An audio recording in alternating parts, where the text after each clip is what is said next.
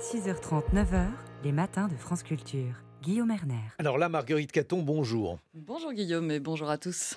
Aujourd'hui, une grande institution culturelle, la Bibliothèque nationale de France. Et oui, je suis en compagnie de Laurence Angèle, la présidente de la Bibliothèque nationale de France, qui après 2 mandats va quitter son poste d'ici quelques jours. L'occasion de dresser un bilan et de comprendre les défis qui attendent son successeur, l'historien Gilles Pécou. Bonjour Laurence Angèle. Bonjour. Commençons par l'un des symboles de votre présidence, l'achèvement du chantier de rénovation du quadrilatère Richelieu, le site historique de la BN en plein centre de Paris. On peut tout particulièrement porter à votre crédit l'ouverture à tous de la grande salle ovale qui rencontre un succès conséquent. C'était important pour vous, Laurence Angèle, que ce site prestigieux ne soit pas réservé à une élite ? C'était important d'ouvrir. La question de l'ouverture, elle est liée évidemment à celle de la démocratisation culturelle, comme on le dit.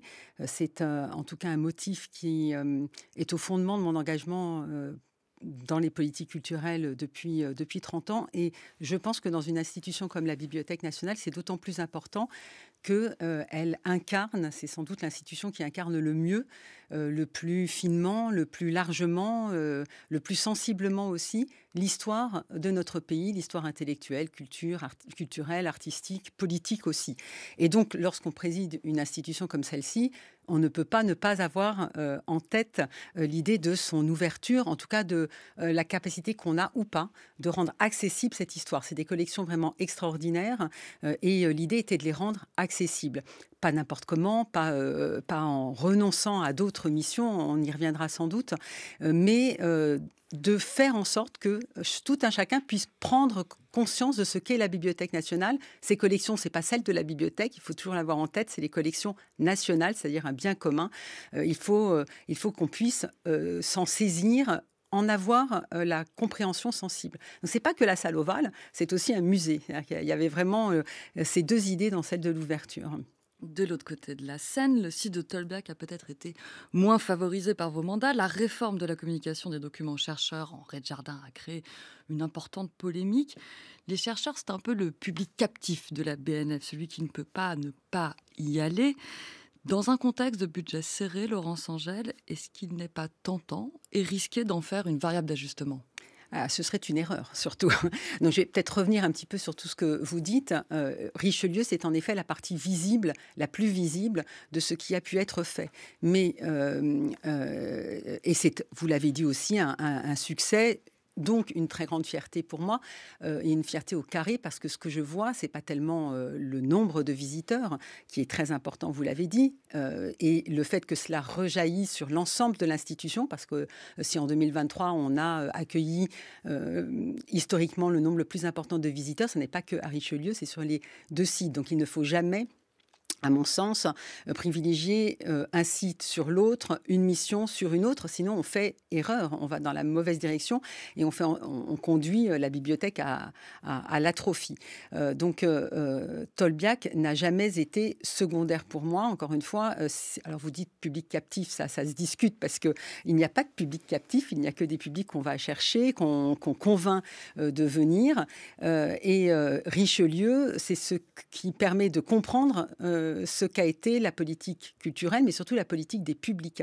Lorsque je suis arrivée à la bibliothèque, ça faisait depuis une petite dizaine d'années que le public diminuait, année après année, et notamment dans les salles de lecture. C'était ça la question. Et c'est celle-là que j'ai traitée et, en développant une politique des publics, ce qu'on appelle dans le monde des institutions culturelles, une politique des publics, c'est-à-dire s'adresser autrement aux gens, aller encore une fois les convaincre, expliquer tous les services nouveaux qu'on leur apporte. Et on s'adressait d'abord aux lecteurs, aux chercheurs et aux lecteurs.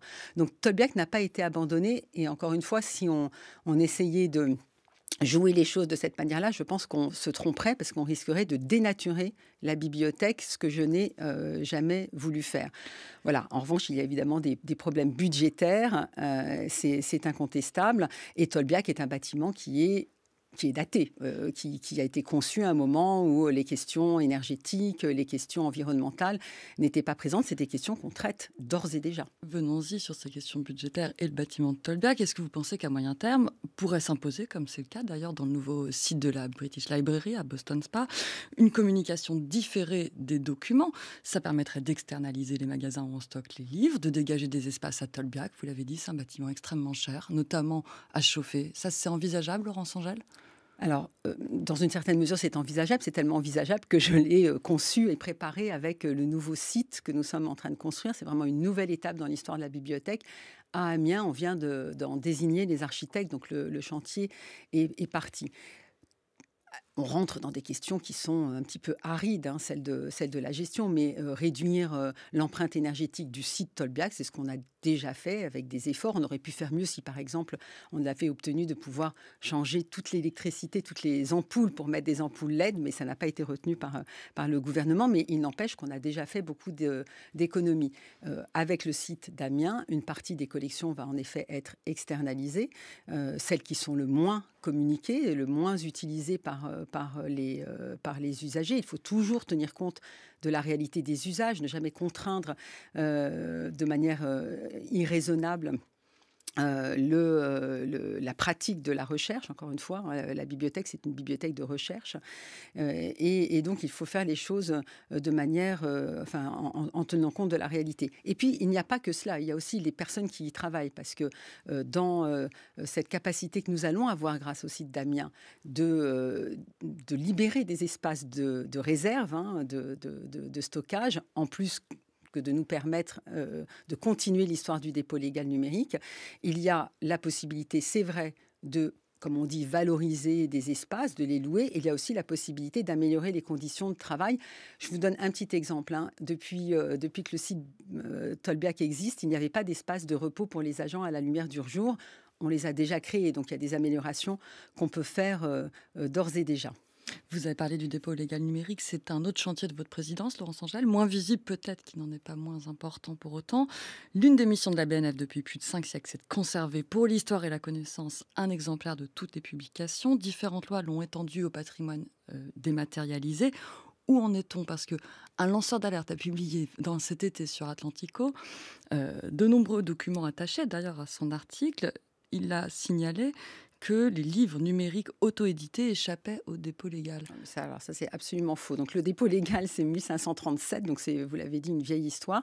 Ça n'est pas que le livre qui est conservé, c'est toutes les productions. Donc, c'est la musique, c'est la presse, c'est les DVD, c'est les CD, c'est les plateformes, c'est le web. Parce qu'en effet, si l'on veut que cette institution soit ce qu'elle est, c'est-à-dire, comme le disait joliment Alain Resnais, la mémoire du monde, il faut étendre le dépôt légal à toutes les formes de production. Et donc, nous conservons le web et tout ce qui y circule d'ores et déjà. Et nous conservons évidemment l'auto-édition. Ce serait une erreur, là encore une fois, de ne pas le faire, puisque cela correspond à une réalité. C'est quasiment un quart de la production éditoriale aujourd'hui. Donc c'est absolument considérable. Voilà. Après, vous le dites très bien, hein, il y a une très importante part de l'activité de la bibliothèque qui n'est pas visible, qui est très technique, qui est très technologique. La bibliothèque, c'est depuis 30 ans une institution numérique. On est au cœur des enjeux de l'intelligence artificielle aujourd'hui, mais il faut faire prendre conscience de tout cela parce que c'est encore une fois un bien commun. Et ma grande fierté, c'est d'avoir réussi à mener tous ces combats en même temps. Merci beaucoup Laurence Angèle, présidente de la Bibliothèque nationale de France. Merci. Merci.